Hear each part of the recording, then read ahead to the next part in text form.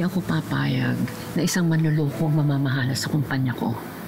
Lalo na't kasabot niya si Charlie. Mas magkakaroon ako ng peace of mind kung ikaw ang namamahala ng kumpanya. Lola,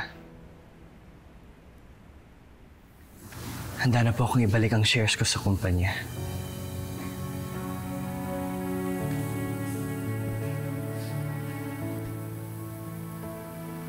It's my sincere effort to make things right again. You mean so much more to me than the inheritance.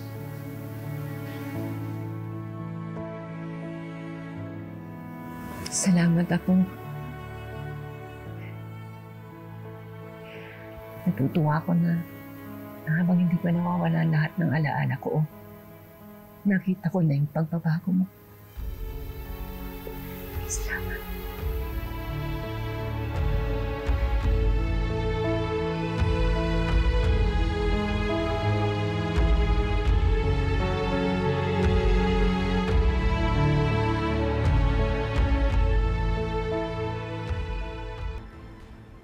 Thank you so much. Alright, sige. Bye.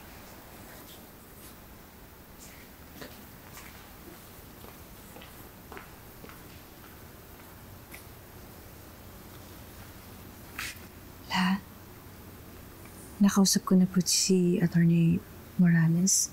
Willing daw po siyang makipagkita sa inyo.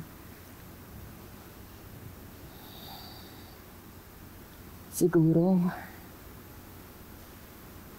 kung di lang naging pasaway itong si Joanna at Yuan, hindi aabot sa ganito ang lahat. Hindi na aabot sa korte.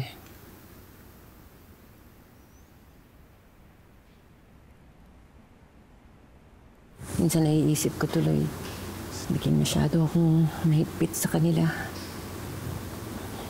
Siguro, may pagkukulang din ako sa mga apo ko.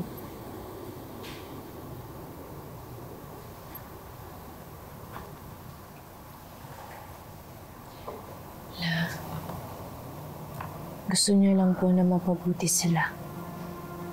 Ako nga po na hindi niyo po katago, naramdaman ko yung pagmamahal niya bilang lola. Napunan niyo po yung pagkukulang na nawala sa akin. Sa amin ni Nono. Kaya sobra-sobra po ang pasasalamat ko sa inyo. Masaya rin po ako na ngayon si Yuan, na-realize niya na mahal niyo naman po talaga sila.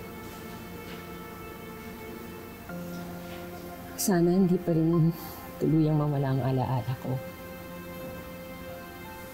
Si Joanna naman ang nagbago. Hihintayin ko yung araw na yun.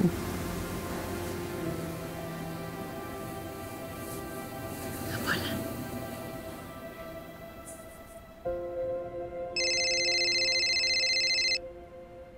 Excuse me.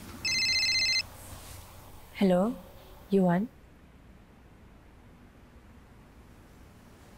Mga Global Pinoy sa US, you can watch your favorite shows such as Shining Inheritance and other Kapuso programs of GMA Pinoy TV, GMA Live TV, and GMA News TV on YouTube TV for only $14.99 per month. You can watch live streams and access past episodes whenever and wherever you want. Subscribe now!